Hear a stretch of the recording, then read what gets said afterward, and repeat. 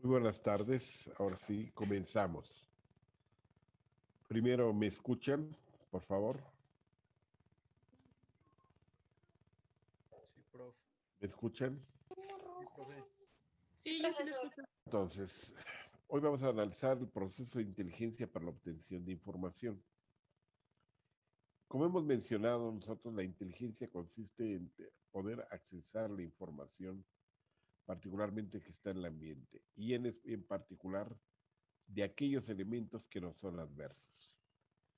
Conocer por anticipado las dificultades que vamos a encontrar por el camino constituye pues una de las ambiciones más importantes del ser humano. Para ello, la inteligencia tiene que actuar en los tres niveles de información: la información pública, la información privada y la información íntima.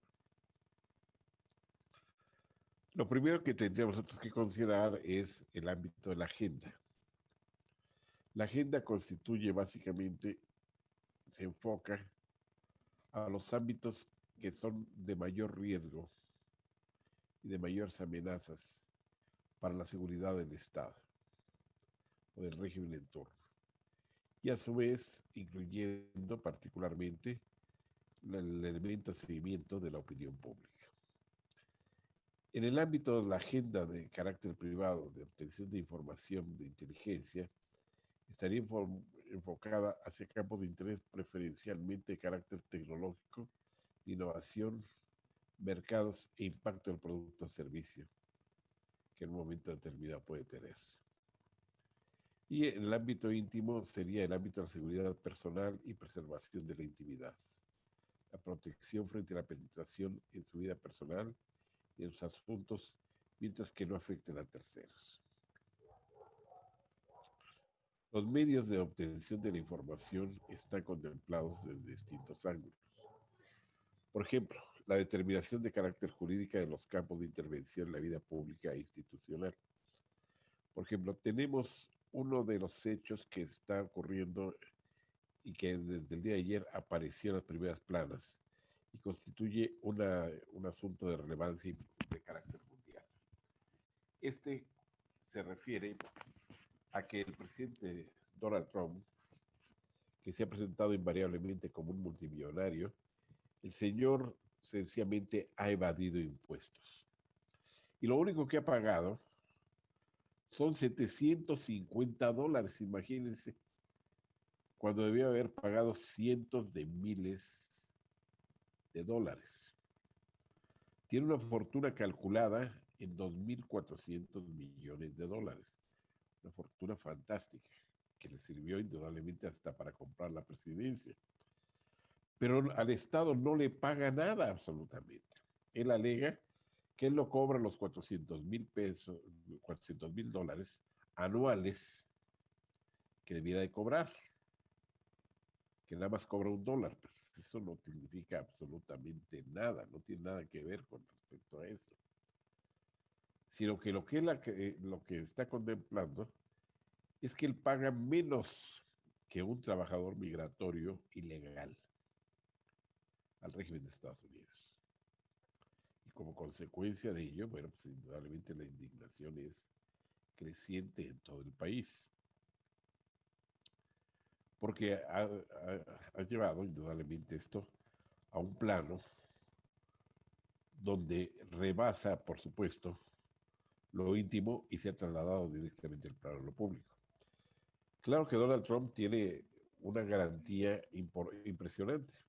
Se supone que los datos de carácter fiscal son datos a los que no puede accesar nadie más que el propio Estado a través de sus propios mecanismos y particularmente el interesado para fines específicos.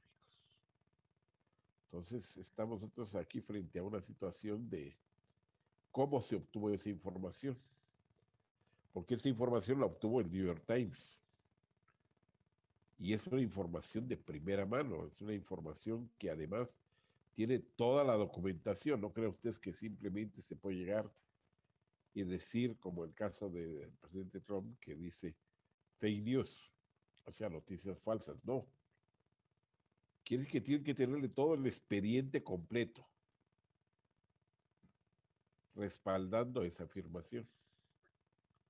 Pero aún así, Donald Trump puede llegar y hablar de la privacidad, de que fue afectada su intimidad.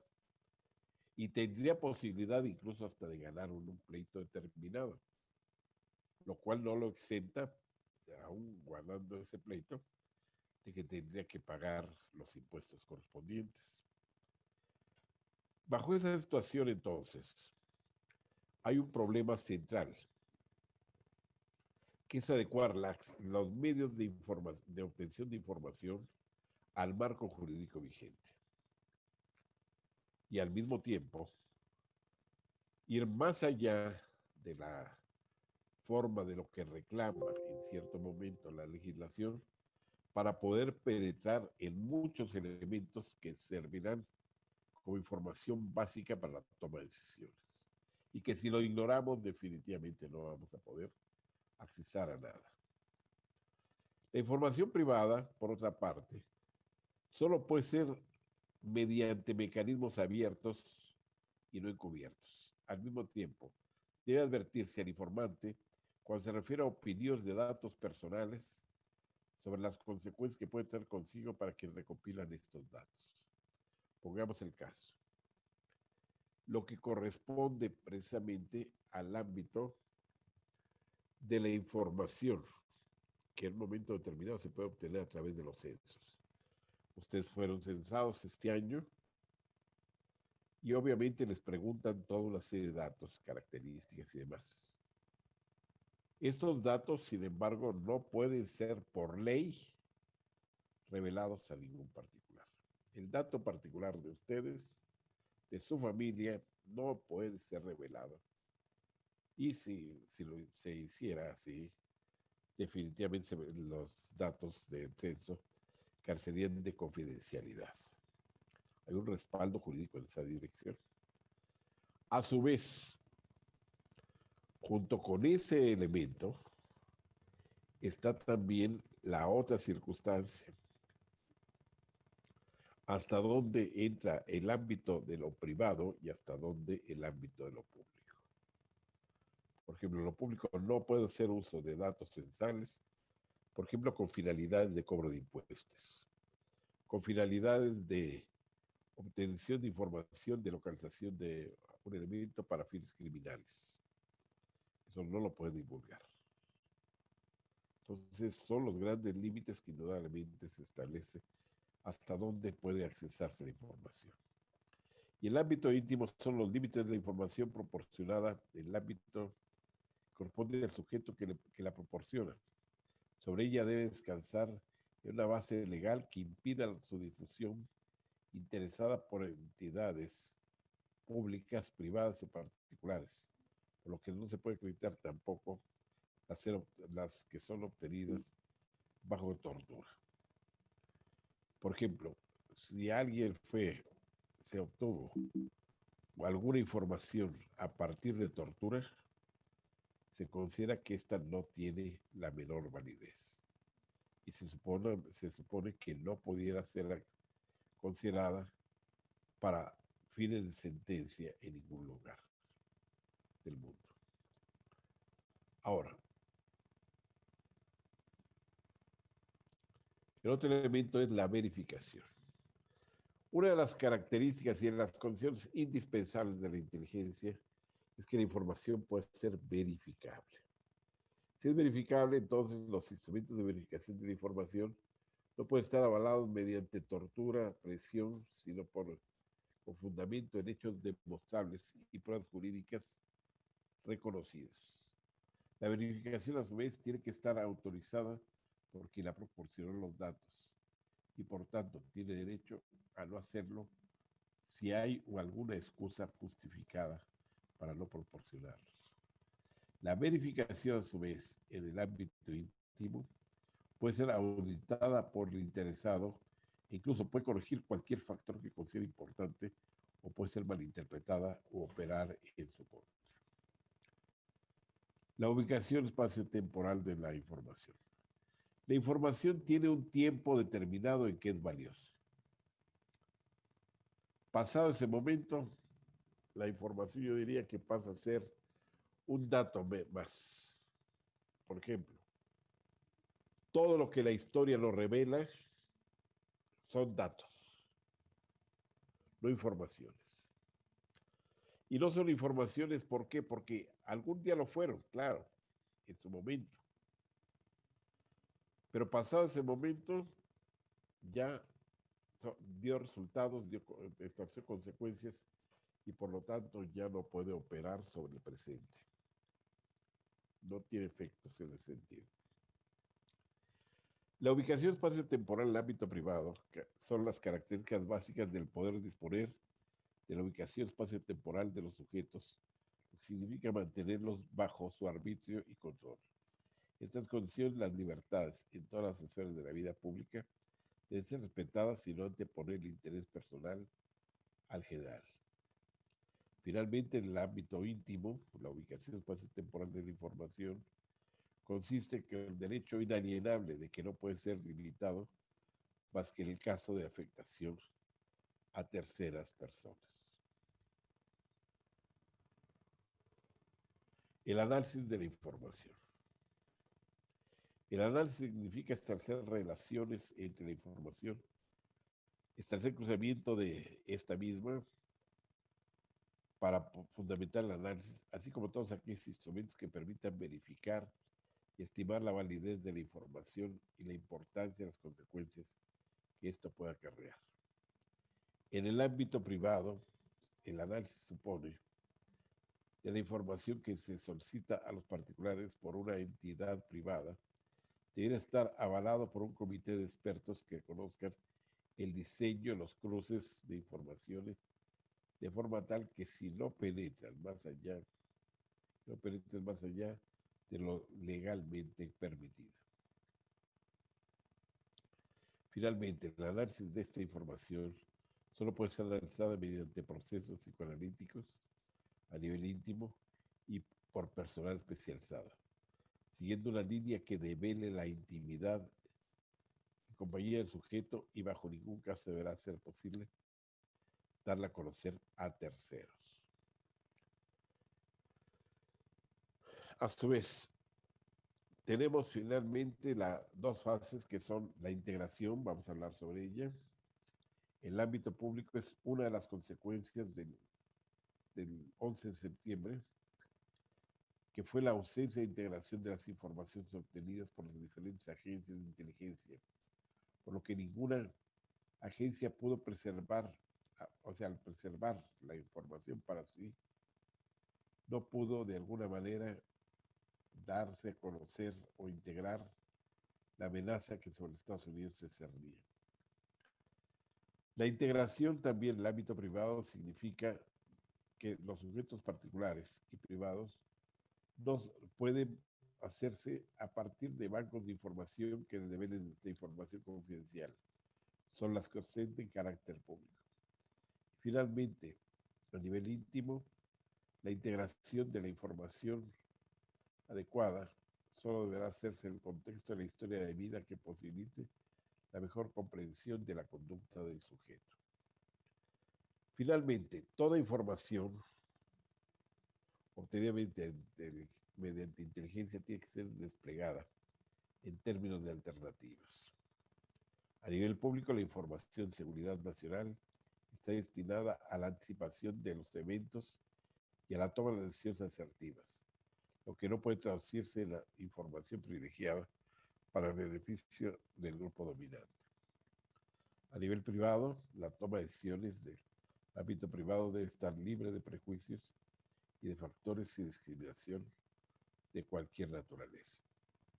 El procedimiento psicoanalítico debe proporcionar al sujeto la capacidad final en el ámbito íntimo de decidir, y particularmente sin trabas y sin influencias. ¿Cómo elegir la información? La información tiene que tener las siguientes características en los tres niveles importantes: público, privado e íntimo. La información, primero que nada, tiene que ser verídica. donde debe existir correspondencia entre hechos y su posibilidad de alguna manera confrontarse con la realidad.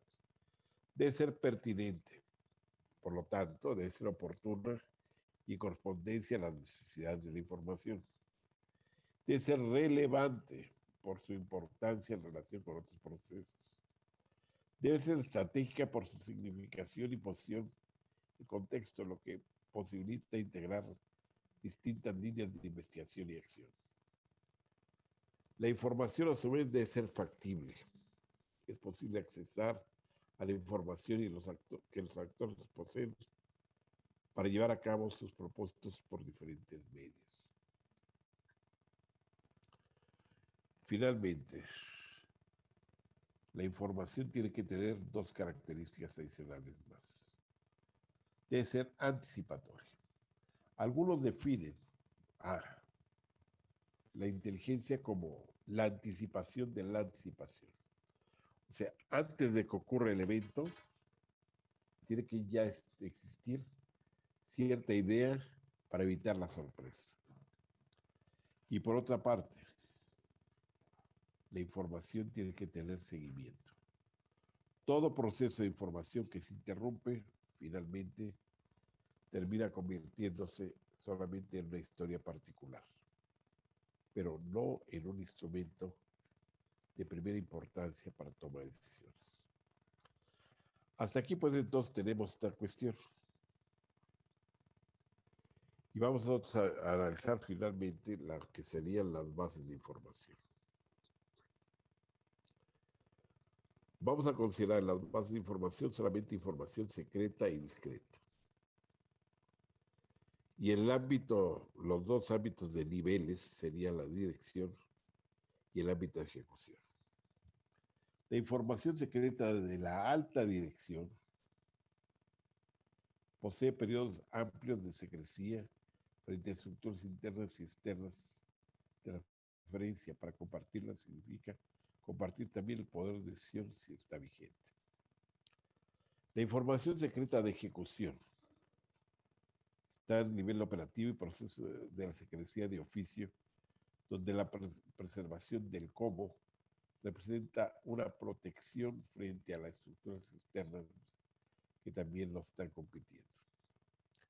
La información discreta, dijimos que se refiere fundamentalmente a aquel tipo de información que exactamente nos compete, o sea, está dentro de nuestros ámbitos de competencia. Y en ese sentido diremos lo siguiente. En el ámbito de información discreta de dirección, la información directiva forma parte de la experiencia acumulada que sirve de base a las políticas y tiene como finalidad la evaluación de operaciones. Y la información discreta y de ejecución tiene como finalidad en esta fase regular los procesos en el control de operaciones. Hasta aquí, pues, entonces hemos tenido estos elementos, que son justamente las bases del concepto mismo de inteligencia. Pero ahora vayamos a otro tema que está directamente conectado con esto. Hace unos días leía yo uno de los números recientes de la revista Forbes. Y en él hay un artículo que me llamó realmente la atención por sus características. El artículo se refiere particularmente a cuál va a ser el impacto y hasta qué nivel y hasta qué profundidad va a tener en nuestras vidas, no solamente la personal, sino la de cada uno de ustedes. Este cambio que se ha desarrollado en el proceso educativo. Significa indudablemente una nueva forma de obtención de la información y por lo tanto una manera muy distinta de generar una base de cómo desarrollarlo. Me explico. Cuando en marzo pasado, la UAM, como todos los centros del mundo, los centros universitarios del mundo, se enfrentó al problema de qué hacer. Si cerrar la universidad hasta que algún día hipotético se pudiera en un momento determinado volver a clase o crear un programa de emergencia. Bueno, se creó el programa de emergencia y el programa de emergencia está planeado para los próximos 3 meses, que fue para cumplir el semestre. Ocurre que en la realidad seguimos en el mismo caso. Y no puedo hacerles, no los voy a engañar a ustedes. Definitivamente, el próximo año comenzaremos también con este tipo de... Seguiremos continuando en este mismo modelo. Voy a explicarme por qué. Una pandemia tiene una duración diferente. Algunas pandemias, por ejemplo, son suficientes lo que se denomina el concepto de cuarentena. ¿Y qué es la cuarentena? La cuarentena es el aislamiento de la población durante 40 días, nada más. Desde la más remota antigüedad, cuando venía la peste, cuando venían particularmente ciertas enfermedades, inmediatamente se encerraban las ciudades, eran puestas estas en oración día y noche, y como consecuencia de ello, finalmente después de 40 días, se levantaba el balance de los que habían muerto, de los que habían sido afectados y tenían todavía secuelas de la enfermedad, y por supuesto de que se habían salvado. Esta es entonces la primera característica que estamos observando. Cómo, de alguna manera, estamos viendo de qué forma anteriormente se abordaban las enfermedades, particularmente las enfermedades infectocontagiosas. Algo ha ocurrido con respecto al virus llamado COVID-19, que se aleja totalmente de todos los patrones que hasta este momento nosotros tenemos conocidos. Obviamente ya todo el mundo se encerró en cuarentena.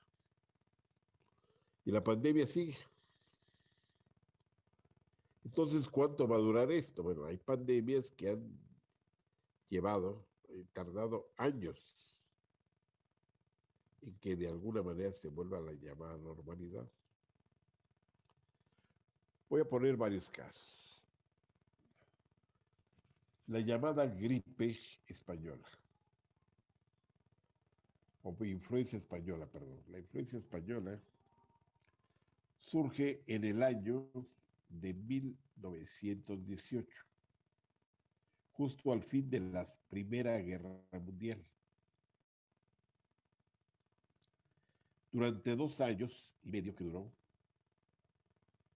del 18, 19, hasta el 20, hasta 1920, se perdieron un total de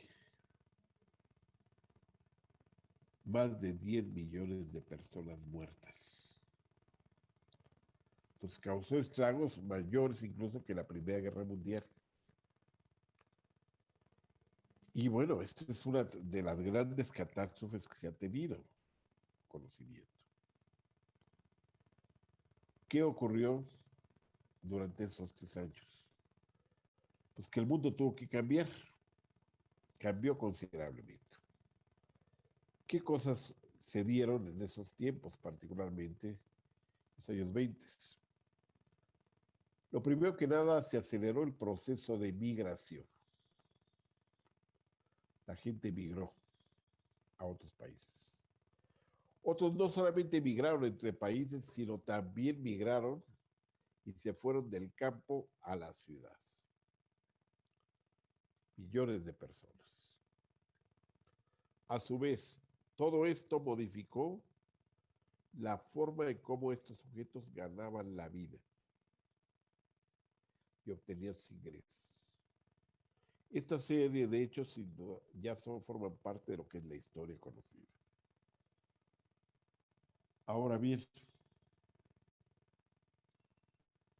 si una pandemia puede durar 2, 3, 4 o 5 años, imaginemos entonces que cuando ya hayan pasado 5 años,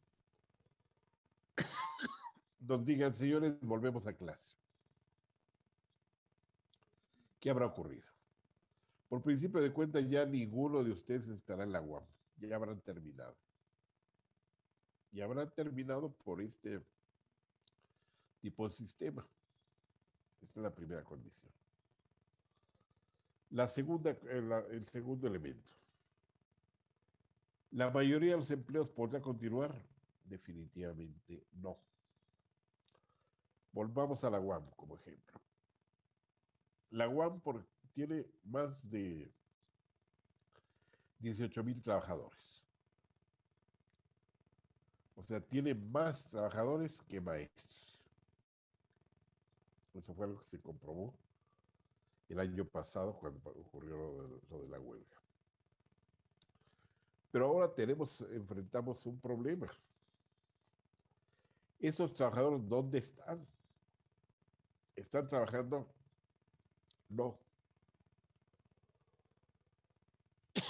Desde el 17 de marzo en adelante se fueron a sus casas y solamente cobran. Como consecuencia de eso, bueno, tendremos que ver si durante 5 años se les podrá mantener. Quiere decir entonces que cuando el próximo año cumplamos un año de este acontecimiento, tendrá que revisarse completamente toda la noción de trabajo en el sector público. En el ámbito del sector privado, cuando se dio este hecho de la pandemia y de la suspensión de actividades, se perdieron solamente en México 12 millones de empleos. 12 millones de personas fueron llevadas, así como les dijeron, a descansar. ¿A esos 12 millones de personas se les pagó sueldo? Definitivamente no.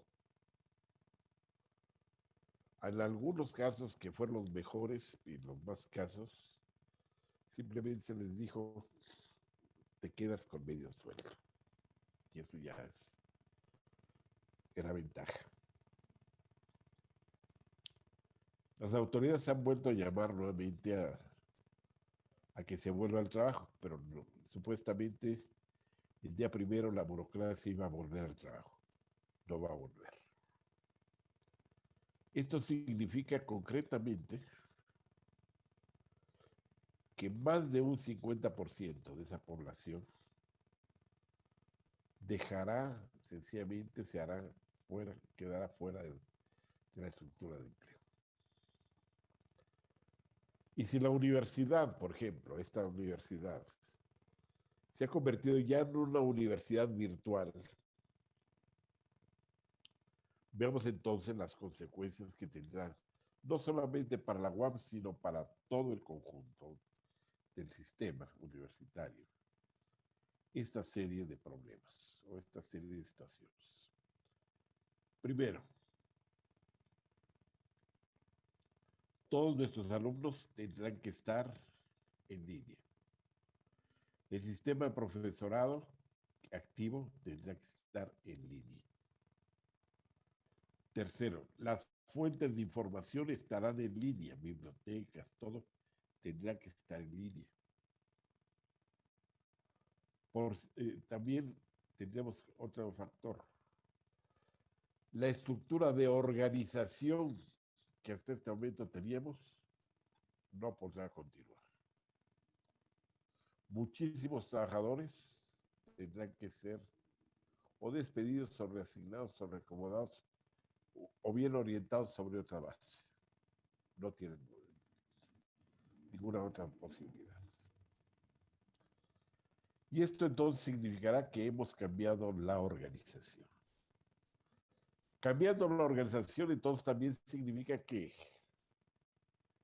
esto nos interesa en términos de la tecnología que actualmente estamos utilizando. Estamos utilizando una tecnología, particularmente algunos usan Zoom, otros Meet, otros Skype. No vamos a hablar de las bondades de cada uno de ellos. No es el punto de interés. Lo que sí vamos a considerar es la cantidad de energía que se requerirá para poder mantener a miles de estudiantes simultáneamente a distancia. Esto indudablemente ya es otra forma totalmente diferente. Ahora, en el ámbito de los maestros, ¿podremos seguir evaluando como lo hacíamos antes? Eso nos podemos garantizar, no es posible. Tercera situación. Quien de alguna manera no quiera dar clase a través de este sistema, ¿tendrá también como profesor que ser excluido? Y esto entonces va a transformar la universidad más allá de los propósitos originales. Así tuviéramos que volver nuevamente mañana a clase, que no va a ser, si podemos garantizar una situación. Definitivamente las cosas han cambiado. Hay una nueva base de organización, hay una nueva tecnología de soporte y como consecuencia de esto reclama de energía. Y la energía supondrá que tendremos que tener la electricidad suficiente para poder soportar toda la demanda que no van a ser de 3 personas, sino de millones de personas conectadas a distancia.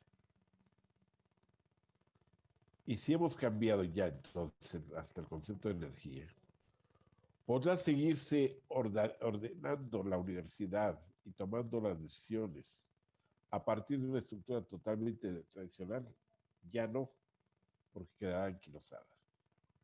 Entonces, toda esa burocracia universitaria de rectores, de secretarios generales y demás, tendrá que de alguna manera ser el espacio para un nuevo tipo de liderazgo académico.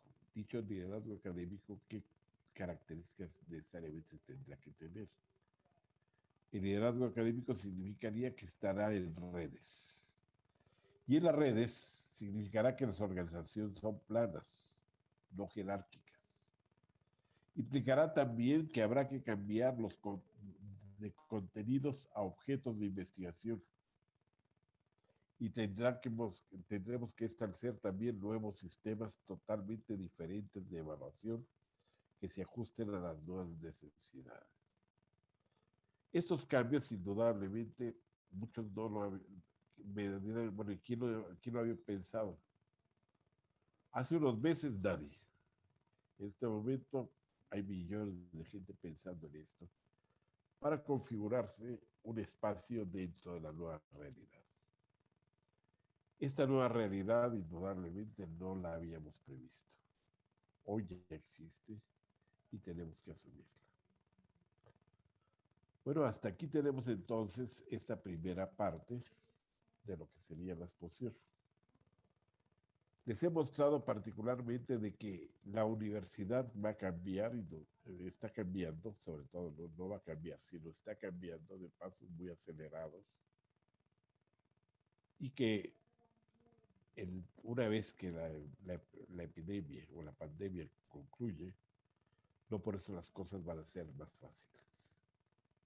Habrá que ver a partir de ese momento sobre qué bases se va a reestructurar el mundo, no solamente en el plano educativo, sino en todos los planos y niveles. A partir de esto, me gustaría saber, por favor,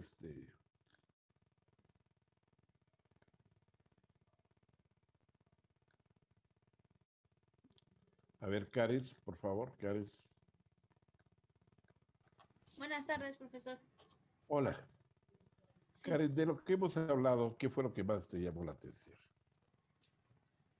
pues esta parte que nos decía, ¿no? Que no hay que tener la historia, no hay que contemplar a la historia como información, que esos datos fueron en algún momento información, ¿no? Y es como que un error basarnos en datos pasados queriendo solucionar problemas presentes, ¿no? Presentes O y futuros, ¿sí? futuros, exactamente. Y pues sí, este cambio en las organizaciones que cambia todo, cambia los intereses, cambia el tipo de necesidades que ahora, que hoy en día vamos a enfrentar, ¿no? Y pues sí que es muy importante no perder el objetivo, ¿no? Al punto al que queremos llegar, porque luego pueden ser desviaciones, nos vamos por otros rumbos que en realidad no deberían de ser y le damos prioridad, bueno, se le da prioridad a otras cosas más que a lo que de verdad es el verdadero problema, ¿no? Así es. Es una de las grandes cosas que tenemos que aprender. Dicho en otros términos, la nueva realidad nos obligará a cambios que originalmente no habíamos pensado que podían ser factibles. A ver,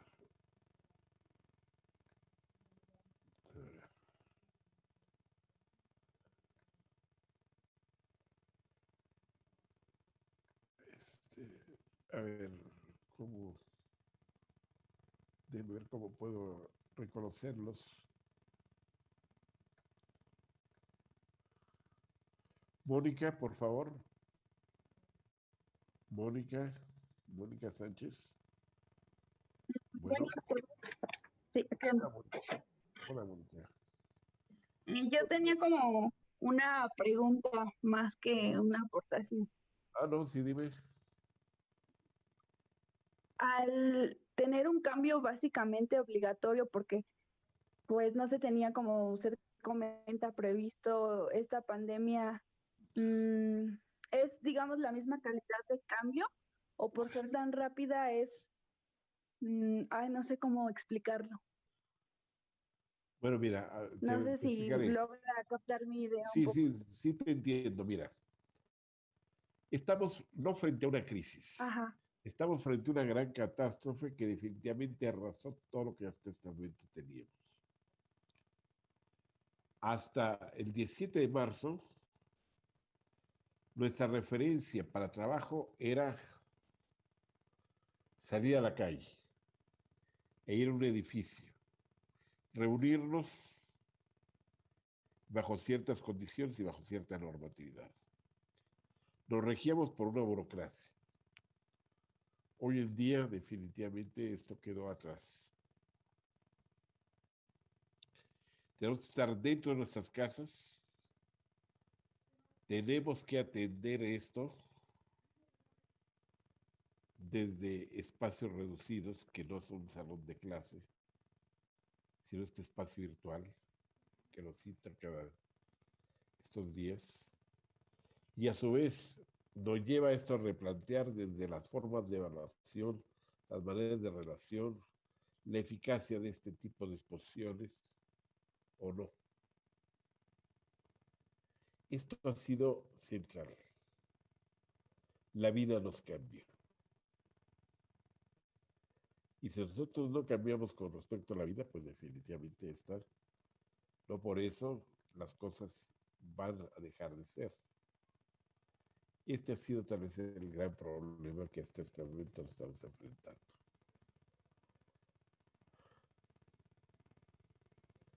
Ahora, Patricia Tomé, Patricia, Patricia Tomé,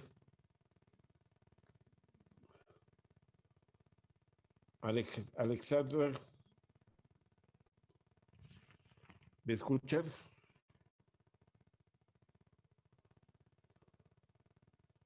Alexandra, Alexandra Ceballos, Patricia Tomé. A ver. ¿Alguien más desea alguna pregunta, por favor?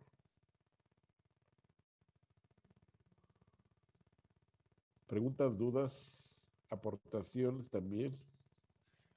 Yo, profesor, mire, más que duda, yo sería como una aportación. Sí, dígame. Y bueno, también yo creo que sí es importante un poco la información de antes, considero, porque es una base, ¿no? El problema es que nosotros no generamos esa información como base para generar nueva información.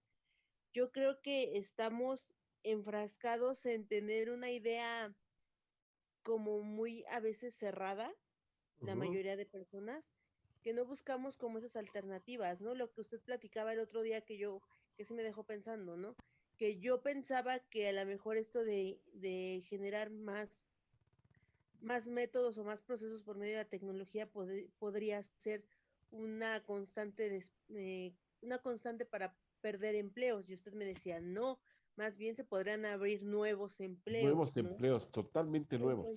Entonces yo creo que nos falta esa, como ese desarrollo de esta información, ¿no? De decir, bueno, si ya la época que estamos viviendo no nos permite ser tan sociables, por decirlo así, o no tener un empleo tan físico, buscar esas alternativas de empleo, ¿no? Yo creo que a veces estamos tan enfocados en mantenernos en una información estática que no buscamos esas alternativas, ¿no? Claro, Digo, insisto, sí es importante la información, pero yo creo que hay que modernizarla, ¿no? absolutamente esto, coincido contigo. Y volvemos nuevamente a la tesis de Jeremy Rifkin, el profesor norteamericano. Cuando él me dijo, Guillermo, lo que ocurre no es que no va a haber empleo, sino que tú tendrás que inventar tu trabajo. Concretamente me dijo, you must make your job. Tú deberás hacer tu trabajo, construir tu trabajo. Y pues esto significa que serán los recursos de información que tengo, más la disponibilidad de las tecnologías existentes, más la naturaleza de la organización, más el tipo de inclinaciones, más el tipo de perfiles, más el ángulo que yo vaya a aportar a esa organización, lo que me dará empleo. Para toda la vida, no, para toda la vida no. Para un tiempo de la vida. Y después hay que reinventarse. Hay una de esas cosas que me envían, particularmente por WhatsApp, que me dejó fascinado en una ocasión. Se refiere a las águilas. Las águilas es un animal que cuando ya comenzó a envejecer, tiene que establecer condiciones para renovarse. ¿Y qué es lo que hace para renovarse? Bueno, por principio de cuentas, las plumas ya se le comienza, ya no tiene la misma visión que tenía antes. Un águila, por ejemplo, puede llegar y casi a más de 500 metros de altura distinguir una rata en el suelo y venirse en picada por ella. Segundo, ya cuando el ave ya es, el águila ya está vieja, comienza indudablemente a nublarse la vista. Surge algo así como una especie de cataratas. Segundo, las plumas ya comienza a perder las plumas. Tercero, el pico ya no está firme, está muy gastado. En ese momento el águila, ¿qué es lo que tiene que hacer? Dado que ya es muy difícil nutrirse, porque vive de la cacería, entonces se remonta hasta una montaña muy alta y construye su nido al pie de un acantilado, lugar extremadamente peligroso, en un espacio mínimo. Y entonces, ¿qué hace el águila ahí? Lo primero que hace es golpear contra la roca su pico. ¿Para qué? Para que se le caiga el pico. Segundo, previamente tiene que desplumarse.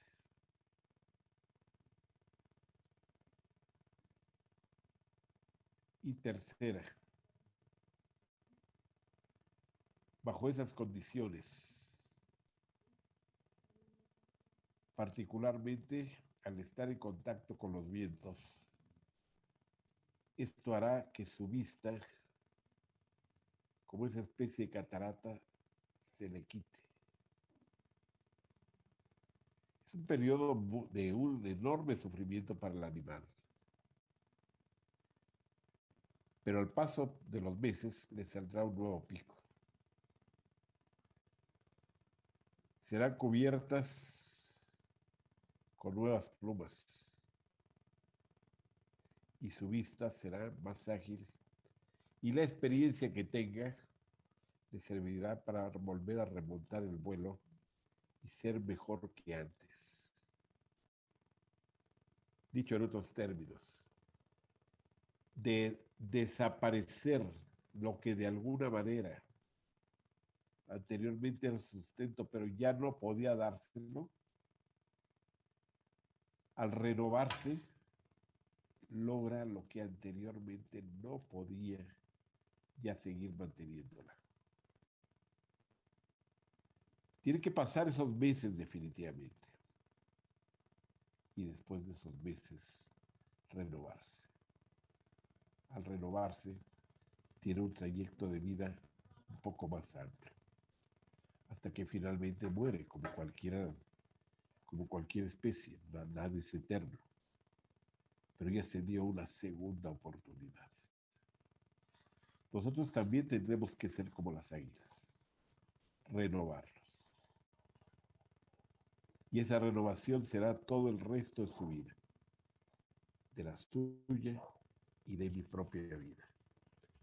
Yo nunca me imaginé hace unos meses que íbamos a tener que dar cursos en esta forma. Sigo aprendiendo. Y es una forma de renovar. ¿Alguna otra pregunta, muchachos? Pregunta, comentario, dudas que tengas. Pero es más como un comentario. Bueno, dígame. Yo me quedé también pensando en la parte de las pandemias, precisamente porque pues hemos vivido en un mundo donde las pandemias no están exentas de ningún siglo en realidad. Así es. Y es como que te pones a pensar de que el modelo económico que tenían siglos anteriores en realidad colapsaron e hicieron que se fueran creando otros, como Claro. lo que fue la burocracia, se hizo el capitalismo, el poscapitalismo y el neoliberalismo, y precisamente es como Lo dar que una, venga, ¿no? Y ajá, lo que es como dar un análisis más reflexivo de que si en realidad una oleada de una enfermedad en la que puedan aniquilar a muchas personas, en este caso estamos hablando de millones, millones.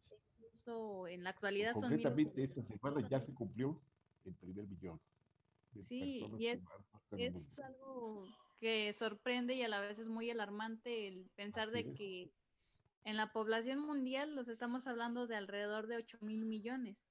Así es. Si la pandemia sigue aumentando y no se toman las medidas necesarias para el cuidado y la prevención y aparte no se encuentra una cura a tiempo, es como usted decía, de a ver cuánto tiempo duran las grandes empresas ahora sí que en estar pagándole a alguien que no trabaja o Bajo el que, viejo modelo, ¿no? Que quiere ajá, seguir manteniendo. Muy poco, sí, o sea, efectivamente, Gil. es como que dices de si esto ya no funciona, ¿qué vas a hacer para que las personas tanto puedan solventarse económicamente para poder ahora sí que sobrevivir a algo así?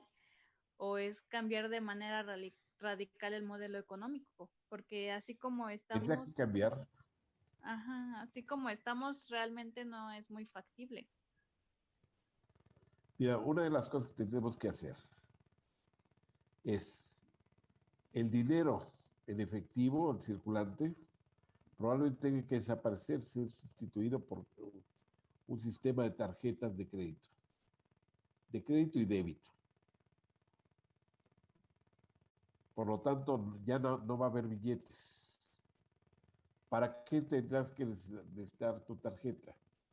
Para pedir lo que necesites, que no podrás ir a ningún almacén a través de Internet. ¿Qué tipo de amistad vas a establecer? Pues vas a establecer una amistad a través de este medio. ¿En dónde estará ubicada esa nueva amistad? En cualquier parte del mundo. O sea, te abre nuevos horizontes y al mismo tiempo puede ser que tengas amigos en todas partes del mundo y ni siquiera sepas cómo se llama tu vecino. Eso es a lo que nos está llevando esto. Y sí, efectivamente, esa es la nueva condición, la nueva forma de socializar en la actualidad. ¿Alguien más quisiera intervenir que le haya llamado la atención?